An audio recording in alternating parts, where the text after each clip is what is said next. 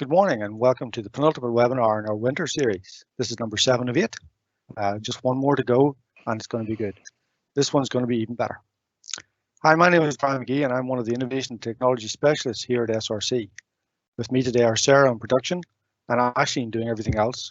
And somewhere in the background is my colleague Kieran Swale, who'll be speaking at the next webinar. Our topic for today is photography and Photoshop for business. And my colleague Darren Haughey is presenting. He's one of the engineers here and he'll be talking about some fundamentals of taking good photographs and editing them simply to use in your business or for fun. A couple of points: the webinar is being recorded and will be available on our channel on YouTube, along with all of our previous webinars and our final webinar in this winter series in a fortnight's time. And my colleagues Kieran Swale and Cathal McDonald will be talking about AR and VR for selling arts and crafts. Get signed up now, it looks great. Put your questions in and get them ready. If you want to ask questions about today, just add them to the Q&A. Ashley will pass them on and we can deal with them at the end. So, without further ado, sit down, have fun. Here's Darren. Thank you, Brian. Great introduction. So, welcome everyone to the webinar. So today, like Brian said, we'll be speaking a little bit on photography and how that's applicable to your business. And also we'll be covering a bit of Photoshop and a little bit of Lightroom in there as well, which is actually closely linked to the Photoshop. So the key considerations, we're going to start with photography here. So the key considerations of photography in your business, the fundamentals, and by that I mean the mechanical principles of a camera. So assuming that you're using a DSLR, there are some key things to remember really, and we will get into those in the first slide. The second thing to remember is subjectiveness. So, you know, photography can be very subjective. It can be dependent on the individual, maybe the company and their needs. So it's important to sort of remember what the aim of the company or indeed the individual is when you're taking photos. Next we have storytelling. So what do you actually want to say with your photo? You know, they say a photo speaks 1,000 words. Use those words, you know, or don't, you know, if that's the intention, keep it minimal. Again, it completely varies and the scope's really huge with photography and what you want to do with it really. Composition is also important. You know, what is it that you want to photograph? What's the story you want to tell? And it's closely linked to my last point really. So, you know, say you're doing a landscape photograph, you want to capture the foreground, the midground, and indeed maybe the background. And those levels add depth to a photo. Or if it's just a product, you know, how's that made up? Is it surrounded by other products? You know, is it well lit? Is it sort of contrasted with shadows? You know, I could talk for days on it, but look, for the purpose of this webinar, I'm just going to keep everything sort of top line. And if you want to talk to me after, by all means. So the next point then, there actually are a lot of facts you can get straight from the camera. And it's important to sort of take a good photo and that drives through into the follow-up apps. So when you come to edit in Photoshop, you're only really as good as your initial photo. So it's hard to pull back a bad photo, but it's easy to work with a good photo essentially. Okay. So for anyone that's never really used a proper DSLR before, there's 3 main things. I spoke about mechanical principles before. So you have aperture, ISO, and shutter speed. So if you think about it as somewhat of a yin and yang between aperture, shutter, and ISO, the 3 sort of work in tandem, and it's always a bit of a trade-off. You know, if you add one, it means the overall photo will get darker, so you need to adjust the other, but that might increase the chance of blur, increase the other, you know, you maybe introduce a bit of grain. So with most DSLRs, and indeed I think even modern day smartphones, you should be able to see when you're shooting in manual mode what your settings are. So you can see F8, your shutter speed of 1/100th of a second, ISO there of 1600. So within that as well, there's a little meter in the middle of the camera, and as close to center as possible means that everything's sort of really in balance. And first and foremost, and remember this at every stage, always shooting raw. And the reason for that and why it's such an important point is that if you're shooting just say with a phone or if you're shooting in JPEG A JPEG is essentially a thumbnail to a raw image, so it houses far less data. A raw image you can do a whole lot more with, essentially, and that'll be more prevalent when we get into the Photoshop and Lightroom sections of the webinar. Okay, so aperture. So essentially, if you look down the left-hand side of that exposure triangle, it goes from f1.4 to f16.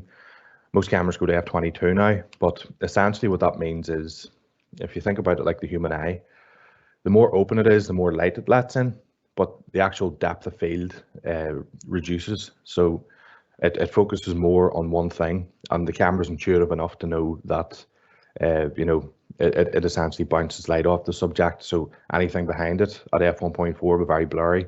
Anything, you know, too close to the foreground will also be blurry, and I'll have some examples of that in the next slide. But the thing is, if you're introducing aperture, so if you're increasing the aperture, you're actually going to take more of the photograph in. So landscapes, you know, maybe event photography or people photography, we want to get the whole group in focus. But the trade-off for that is that you know, it's going to darken the image, so you need to reduce the shutter speed or increase ISO, but they're not without their detriments. So again, back to the yin and yang thing. So here are some examples of me shooting at low aperture. So like I mentioned, the depth of field there, you can sort of see, especially with the moth, that the background's actually blurred out, and in that instance it was actually desirable. Because it was at I think it was in the Butterfly Reserve in Seaford there. So there was maybe, you know, a bit of the enclosure behind it, a bit unsightly. So the fact that I was able to blur that out straight from the camera without having to go in and edit that, it was great. And it sort of makes the outline of the moth actually stand out and pop a whole lot more. You know, we talk about storytelling. If we look at the food, you know, it's pretty, I mean, it looks like a pretty normal image, but it's actually telling you a whole lot there. So there's actually a lot of detail on the bacon itself. You have your sausages to the left, your soda to the right. I think I'm going to have a fry after this, actually. But you know, you can see the plates, the knives and forks, the tablecloth below it. Everything tells a story. And the fact that you're focusing on the center of that photograph, the rest is blurred out. You don't really need to see it, but you know it's there. It's sort of in your peripherals. And certainly there, even with the woman on the right hand side, you know, she's obviously dressed for a music festival and there's people behind her. You know, it's pretty self-explanatory. So it's the subtleties in taking a photo that really make the difference and really tell the story. Okay, so you can see there at a low aperture, like I say, you're capturing what's in the foreground, blurring everything else out. Now, if you are shooting anything fast moving, e.g. sports, you know, for example, this is a photograph of a rally. You can see there that, you know, the stones have been captured, so they've been frozen in midair. If I was shooting that at lower aperture or shutter speed, that would be blurry. But the flip side of that is, if you look at your ISO here on the exposure triangle, you actually introduce grain the higher you put it, but you're gaining light. So you sort of have to ask yourself, you know, what's important here? Obviously, you can tell there's grain just going by the grass when you actually zoom into the image, and indeed the writing is maybe slightly illegible because of the ISO and the grain that goes along with that. But the flip side of that is, if you weren't using high ISO, you'd been left with a blurry image and you probably would have missed the car. All right. So next we'll look at shutter speed. And this is an area that I'd be very familiar with, and a lot of these landscape photos are sort of photos I've taken myself. So you can see here, I have the camera on a tripod, and the reason for that is with the lowered shutter speed, as you can see here, the lower you put it, the lower you put it, the more chance there is a blur. So by all means, have the thing on a tripod, or even if you don't have a tripod, set it down, put a timer on it, 10 seconds, press the button, walk away, because the mistake a lot of people make is the press the button, and that actually, you know, that actually moves the camera and creates vibrations and down the line blur. So you can see it's a pretty nice effect you get there with the shutter speed open. And I've used an ND filter here, which stands for neutral density. And anyone that's taken long exposure photography will understand that, but we'll look at that a couple of slides down anyway. So that's an instance where it works. And again, your ISO is as low as I could get it on my camera. Most cameras go down to about 64, maybe 100. And what that does, it really smooths everything out. So if you look at that in comparison to the picture of the car in the rally, you know, there's nothing in that photo that is out of focus or hard to see. Everything's sharp, with the exception of maybe the stuff underwater, but that's again created by the movement of the water. Okay. And again, we just have a side by side here. This is the Japanese gardens in Kildare. I took that photo. So on the left hand side, it's just a point and shoot photo. So if you compare that to the right, you know, the water is very crashy, and you know, there's a lot of noise in that photograph compared to the right hand side. You know, I've taken that over maybe 10 seconds or so. If you do want a comparison as well, I actually have listed back a couple of slides, the settings, and they're sort of speckled throughout the presentation, but you can certainly see the contrast in the two photographs and the different effects they produce. And again, that's straight from the camera, so you don't actually need editing software at this stage. So getting a great photo really does drive, you know, I can't stress that enough. It really does drive the photograph when you come to edit it. So again, last example of long exposure. And again, this is sort of maybe the opposite of the water, because I would actually prefer the still photograph.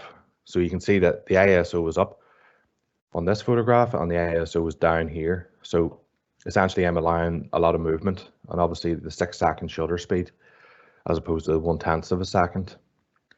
And I maybe didn't mention before, but what that basically means is when you take a photograph, you hear a click, but it's not actually a click, it's 2 clicks. They happen that quick normally that you can't hear them. So when you take a 6-second exposure, you hear a click, wait exactly 6 seconds, and then you hear a following click. So it's taking in all the movement, all the light in that time. So you can see, and I think that's a fairly good representation. That's a plasma ball, by the way, in case you're wondering, of the different effects you can achieve. So obviously this is aimed at people just starting up. So if you'd ask me, you know, what would you actually need starting up, or what would you need to take the photographs that maybe you've just seen? First and foremost, I would say get a DSLR, get a proper camera, and learn to shoot in manual mode. And that's where you learn, you know, all the basic principles of actually using the camera. I do believe that most modern phones you can shoot in manual, but everything's sort of almost digitized a bit more. And you know, a good way of comparing a camera to a phone camera is you zoom in on a phone, everything will be pixelated, noisy, whatever. You grab a DSLR and zoom in the same amount, and it'll be sharp, you know. And that's one of the key differences. But certainly the gap is closing between phones and DSLRs, as much as I hate to admit it. But there are some areas DSLR will always have the edge, you know. So I would recommend pairing your DSLR with a good lens. Again, find your focal length. So depending on what you actually shoot, you know, you might want a 400 to 1000, or you might want maybe a 24 to 70, you know. Really just depends, and it's best to sort of do your homework on the lenses and see where you're at. And as well, if you are taking photos with a DSLR, certainly review them. You can actually click into the files and interrogate the data and see where your focal range is, and then you know what size of lens you need to get. And I say f2.8 because it'll create that bokeh effect, you know, that blurred background and that sort of blurred foreground where you're just focusing on the main image. So a lens is capable of f2.8, will give you that straight from the camera. An ND filter I spoke about, it's essentially a tinted lens. And the idea is while you have the shutter open all that time, it sort of blocks out a lot of the light whilst letting in all the movement. So if we'll go back to my water photograph there of the waterfall, if I didn't have an ND filter on that, it would just come out white, because although it's let all the movement in, it's also let all the light in with it. Okay. I strongly recommend a tripod as well, especially for anything where the shutter is being left open. Again, yes, you can maybe get away with just setting the camera down, but it's not ideal. I would recommend you know, a high working load really of a tripod.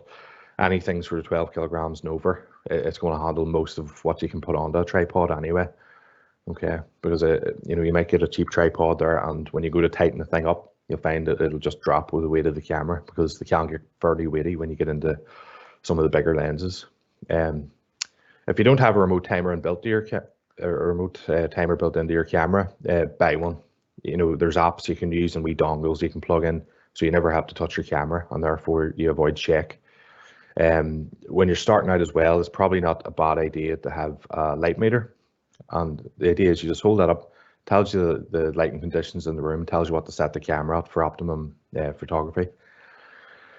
And sort of last but not least, maybe something a bit step away from photography and nature, you know, where I would do most of my photography. Lighting considerations. So if you're photographing products, you might want to have maybe, you know, good lighting around it. You know, you might want to have a small light box if the product's small. And I would also recommend, if you do have a DSLR, to look up photo stacking.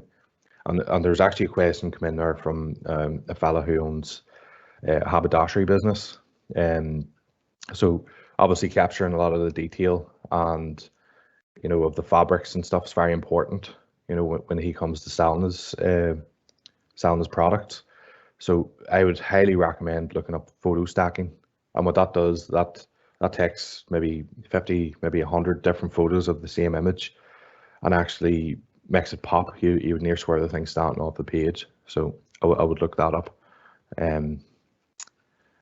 I suppose just from a pricing standpoint as well, I sort of hope that by the end of this you have an idea of what you actually need, because a lot of the time people think they need Photoshop and maybe they don't, and then sometimes they don't think they do and they actually do. So hopefully by the end of this you can make the decision if it's something that you need, or if you can get away with maybe just the likes of Lightroom. So there's some of the prices anyway, and obviously if you're going to buy the full suite, you get Illustrator, which is a graphic design software, so you can create logos and that kind of thing. InDesign, which is more for layouts and digital prints. Premiere Pro, which is video. XD, which is for website. And obviously we all know what Acrobat is as well. So fingers crossed you're a student and you get it for $16.24 a month, but otherwise, you know, basically fit it around your needs is the point of it. Yes. Darren, sorry to interrupt. I just wanted to step you back a wee bit. The tripods and the other equipment that you talked about, it sounded expensive. Well, is there a sort of an inexpensive way to get into this? Well, the tripod, like that one I've shown you, I picked that for a reason. That was one of the first tripods I bought. That was £34 on Amazon, and it takes, I think it takes 15 kilos in weight. This ND filter, there's really two brackets there. You can get an ND filter for less than £20, but it's going to give you some imperfections that you're going to need to maybe pull back during editing. To get a proper ND filter fixed, you know, you could be talking upwards of £70.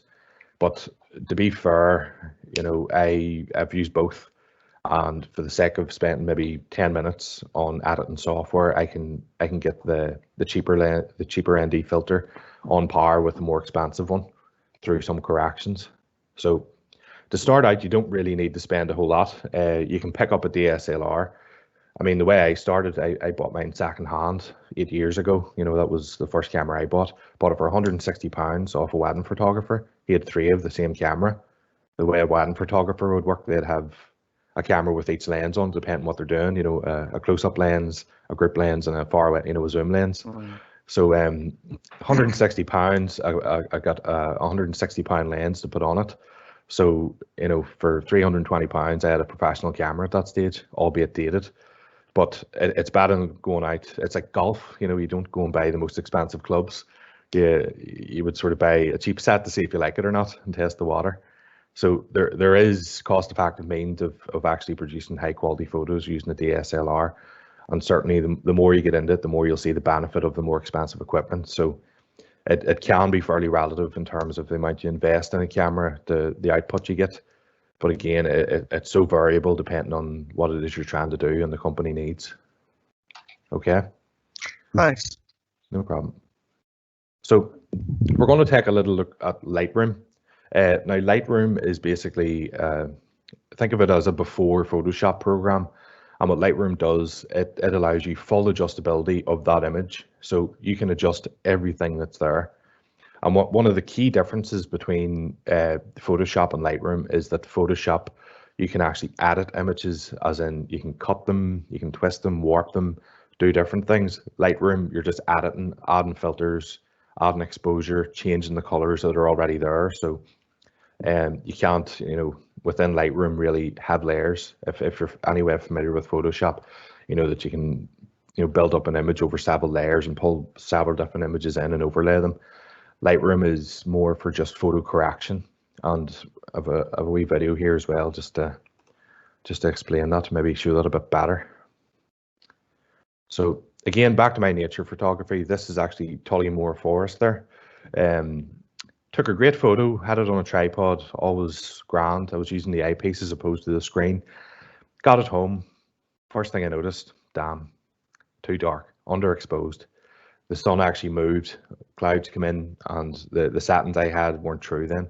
So the photo came in darker than what I wanted to be. So straight away, the first thing I've done, I've added exposure. And this is the everyone varies, but this is the process I'd normally go through with these kind of photographs anyway.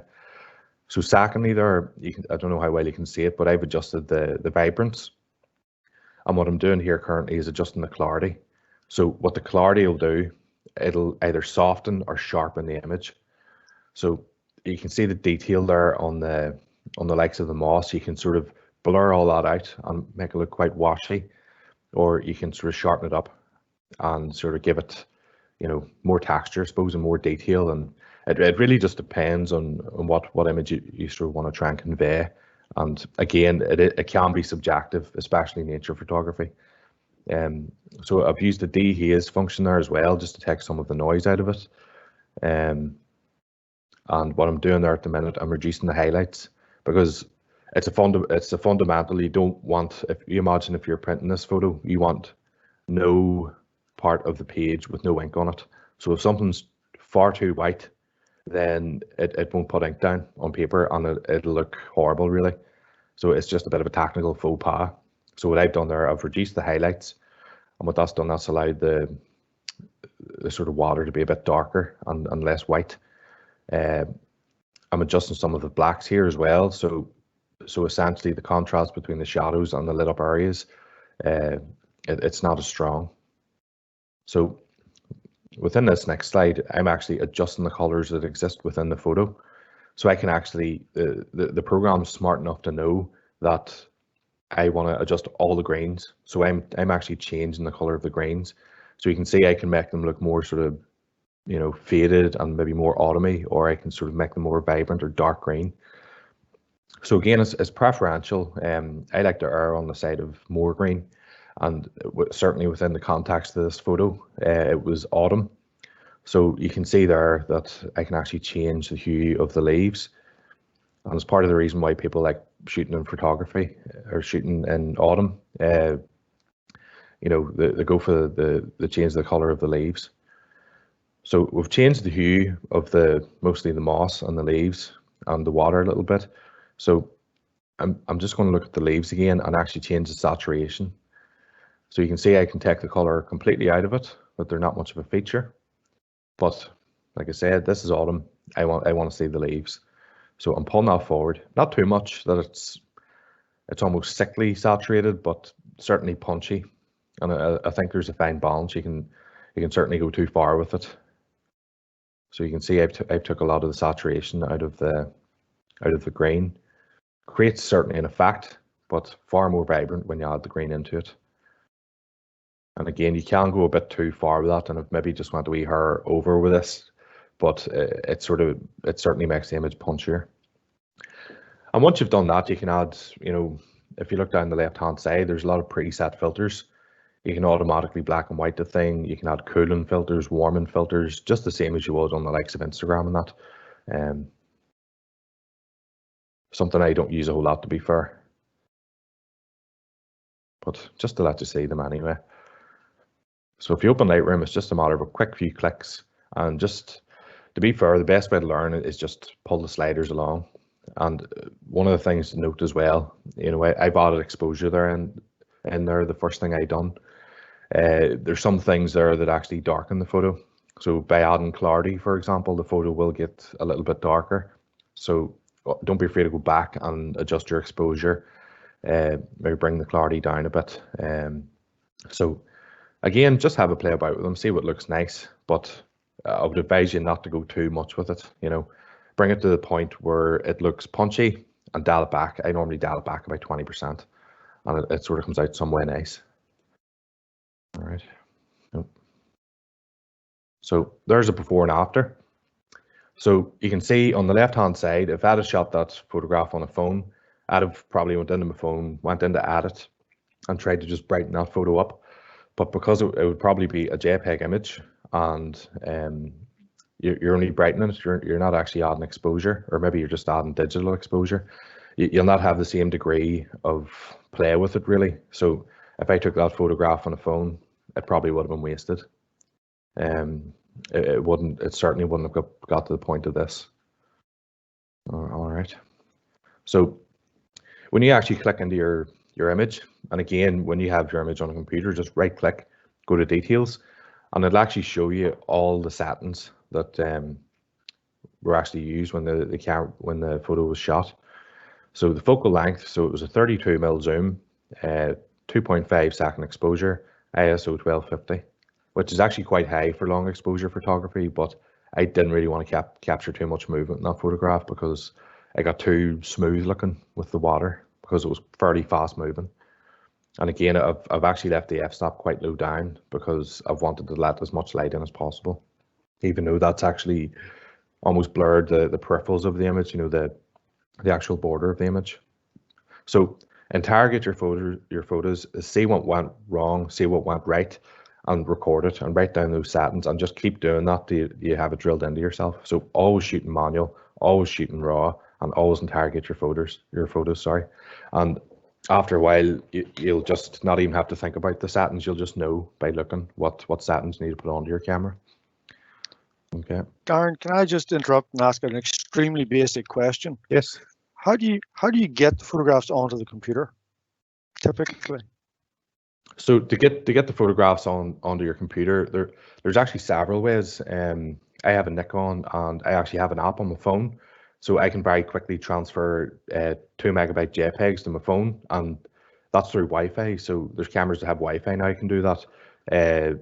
Normally, a camera it has a memory card in it, so you can remove that memory card, and it varies. It can be SD. There's various different memory cards you can get with the camera. You can put those directly into your computer. You can also grab just a lead. Most cameras have a lead that you can just plug them straight in as you would a memory stick. And you can actually import those into Lightroom, or you can, obviously just copy and paste them into a folder and open them in Photoshop. So there's a lot of different ways. I know Lightroom likes you to import photographs as such. And then from that, it would then give you the option to open in Photoshop. So another similar program actually is Bridge. So it's quite similar to Lightroom in a lot of respects. So it's an option as well, and it's actually part of the Adobe suite if you buy it. So to answer your question, Brian, it's as easy as a pen drive essentially to get those photographs onto your computer. Okay. Nice. So something I'm asked for, this is actually, we're going in to look at Photoshop now. So again, this is just a simple example of something that a lot of people ask me about. How do I get a nice profile photo? Some for work, some for other things. They want profile photos. So this is roughly how to do it. So here, now I didn't take this image. Now this is Shutterstock's finest. And again, there's huge databases of free programs you can use, or free websites that offer you stock images. So some of them are paid, some of them, they're free. Some of them give you a chance to pay gratuity to the photographer. But this image anyway, I'm grabbing the quick select tool and select subject, and you'll see here it actually places a selection around this woman here. Now, the reason this worked so well is that the background, there's a good contrast between the person standing there and the background. So say if the background was maybe more red or orange, then it mightn't have separated her hair just as well. So I've created what's called a layer mask here, and I'm refining the edges of this. So very quickly, I've selected this woman. I go into select and mask, and I can actually feather those edges out, because people aren't cartoons, they don't have outlines. So anyone that's maybe used Photoshop before has used a magnetic tool or a lasso tool, and you know, you're selecting it roughly. There's a lot of pointy edges, and the selection's doing things you don't want to do. And then you have to go in and erase it after, or blur the edges. You know, this is a much tidier way of doing it. And you can see there, you know, it takes 3 minutes to do. So essentially what I'm doing, I'm smoothing the edges, I'm shifting the edge, so I'm actually moving the outline that I've selected so that, you know, her hair looks more natural almost. It's not perfect, but just very quickly to show you. That's what we're left with. So no real rough edges, nothing that looks really out of line. You know, you can maybe see the possibilities of that outside of just a profile photo as well, you know, if you're creating a poster or a flyer or something like that. So on to the next slide. Oh, sorry, there we go. So again, within Photoshop, if this will play here, yep. So obviously, we don't want this woman on, you know, a checkered background or a plain background. So very quickly, I'm just going to go in here, and I'm using the gradient tool in Photoshop. And you have various options. You can create sort of like a left to right, light blue to dark blue. I've chosen blue in this instance because it's sort of a bit of a royal color and whatever, you know. So it really depends, you know, the color's entirely up to yourself. But within that gradient tool, you can actually select the color if you double click on the wee slider here. And you have a full spectrum of color to pick from for your background. Okay. So again, this is a left to right gradient. You can create a circular gradient, a banded horizontal gradient. But for the purpose of this, I'm just going to use a circular gradient. Okay.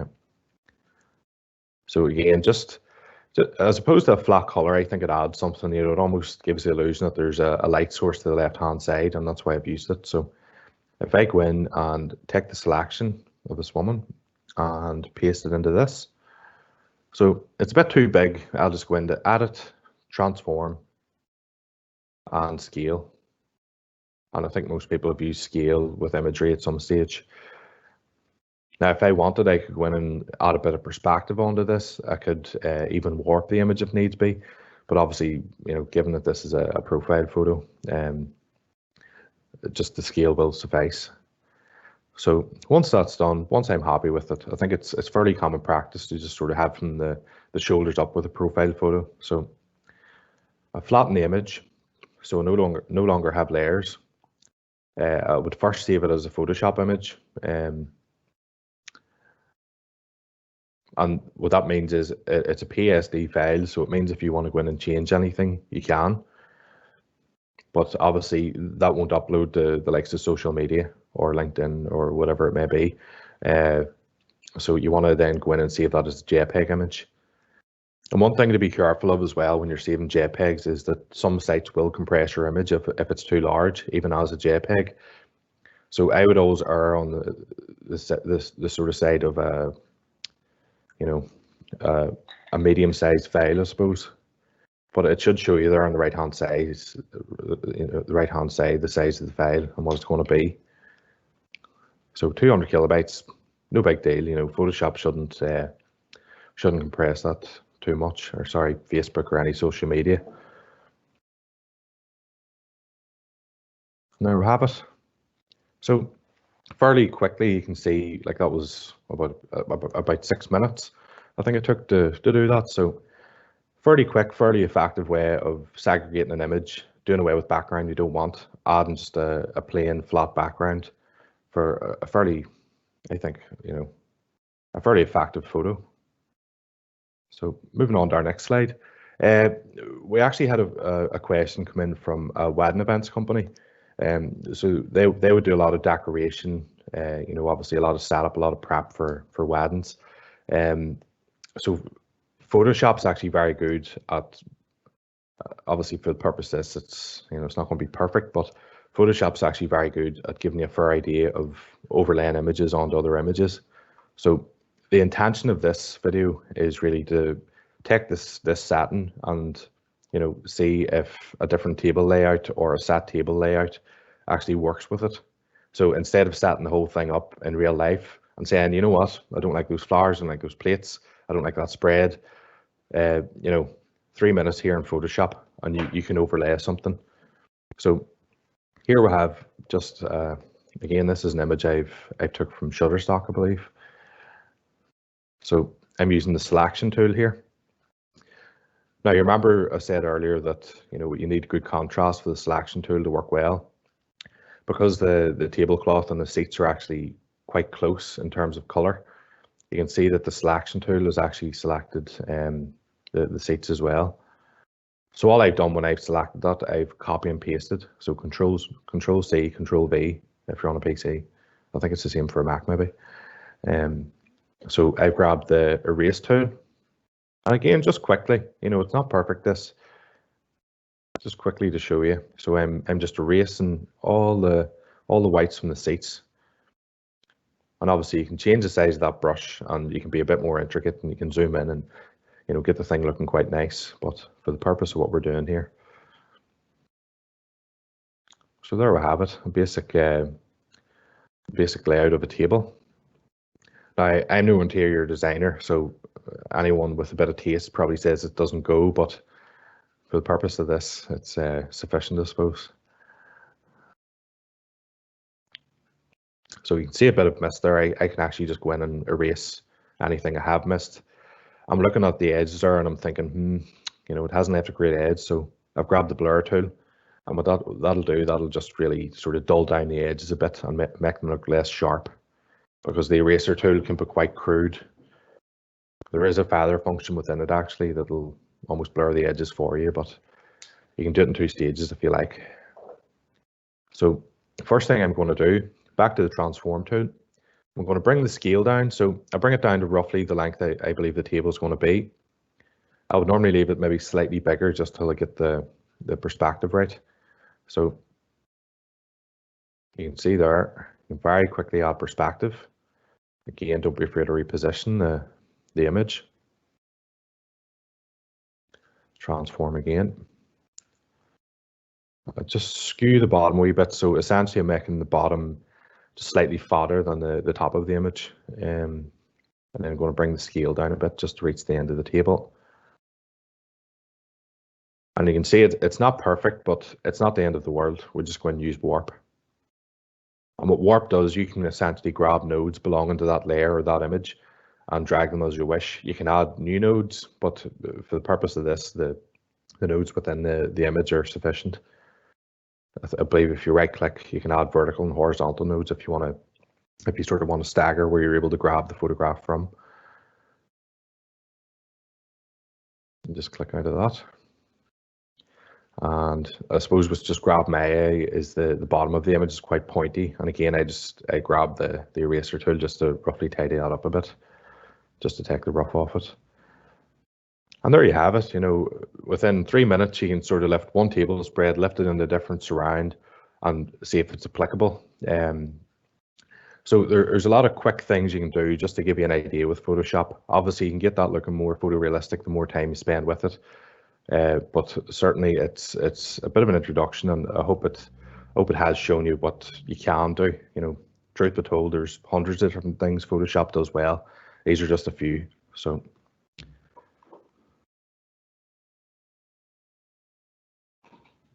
Oh, too far. So that's us. If you have any questions, do feel free to ask. Do I have any questions through there, Brian or Sarah?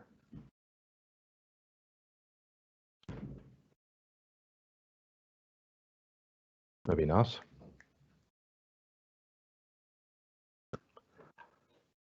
So sorry, there's a couple of questions. I was talking to myself there for a moment. There's a couple of questions there about the fundamentals of doing things with Photoshop. Your video glided straight through how to bring something in and things like that. I think yes. We may have a couple of courses coming up at some point. Ashley can advise on that, on how to do some of those the simple things with Photoshop and bring, you know, the basics of actually the mechanics of doing things with it. So I think that'll be very handy. One question that came in was, could you just quickly go over what an ND filter is and why you use it? Yes. Because I know you did say this, but I think I'm going to have to rewatch the video. So an ND filter, I think that image fairly explains it fairly well. So basically, if your shutter is left open, like I said, it's going to take in all the movement and all the light while it's open. So between clicks, essentially, between your first click, your shutter opening and your shutter closing, it's taking in everything. So if you only want the movement coming in and not the light, the ND filter, it stands for neutral density filter. It'll actually trick the camera into thinking it's darker, so it'll take in less light. So think about it as just a standard lens with a tint over it. And the way that works, it actually steps the camera down. So your f-stop, if we go back to the exposure triangle, so your f-stop is this. So the lower your f-stop, the more light, but the greater amount of information you can actually capture. So it will give you images at a lower f-stop, like the, where it blurs the background out. Essentially what an ND filter is, it tricks your aperture into thinking it's so many steps higher, if that makes sense. So even though your camera might be at f1.4 or f2, it's only taking in the amount of light, say it's a 10 stop filter, it brings it from f2 to maybe, f11, f16. So it actually steps it down in increments, so you can get one step, 2 step, 5 step, 10 step. Normally I use a 5 or 10 stop filter to give you those images that you see there of the likes of the water. That was a 10 stop filter. So a 10 stop ND filter. And again, the best way to actually see what this does is to go and buy a cheap one and have a play about with it and see if it's for you. Okay. Another question which I can see here is, would you be bringing your photographs into Lightroom first and then using Photoshop to do further manipulation, or do you just bring them straight into Photoshop? Is there any merit in doing? Is there any benefits in doing it one way or than the other? So essentially, if you're starting off with a perfect image, it really depends what you want to do, Bran. So you seen there with the photograph of Tullymore Forest there, it was underexposed, so I wanted that exposure. I wanted to pull the greens forward. There's a lot of things I wanted to do to make that photograph more punchy and more representative of the autumn theme running through it. But if I, for talk's sake, wanted to go in and start adding different images into that photograph, then Photoshop would be the only thing that could do that. So it really does depend. My normal process is I would bring a photograph into Lightroom first, get it to where I want it to be, because depending on what the end result is in Photoshop, that image may change. But a lot of what you can do in Lightroom, you can also do in Photoshop. So think about Lightroom as Photoshop Lite without the option of, being able to select parts of the image using the selection tools, those kind of things really. So Photoshop is just a step further, but with Lightroom, you won't be able to cut anything, select anything as such. You can to a point, but not to the same level that Photoshop can. So I couldn't imagine not having Photoshop on my computer. For the most part, I would say, just given the nature of the photography I do, for the most part, maybe 60% of the time, 70% of the time, I do everything in Lightroom. But for anything I maybe want to add, or say I want to cut an image out and just make it more vibrant, for example, as opposed to the whole image, I would use Photoshop for that all day long. It's just far quicker. Okay. Okay. Thank you. There is one last question. If you're buying stock photos, what is the best format to download in for use on social media? Not quite sure where that came from. So when you are using stock images, one thing I would pay attention to is the actual size of the image. So if it's going into social media, then generally they compress the images anyway. So you don't want to download an image that is pixelated from the get-go. You want to pick a high quality image, and a very quick way to tell that is just the image size and also the pixel density. And you'll get that by right-clicking on the image and going to details. But I don't know the number off the top of my head, but there is a limit if you Google it on what the image size can be for the likes of Photoshop or Instagram. It's like whenever you go to send, say you have a large image and you go to send it via WhatsApp or Messenger or something, you'll notice that after you send it, the file type's no longer 5, 6, 7, 8 megabytes. It's a couple of hundred kilobytes or something. So when you go to zoom into that image, you'll lose a lot of detail. As a thumbnail or just looking at it on your phone or computer, it's probably going to be fine. But if you go to do anything with that, you will lose image quality.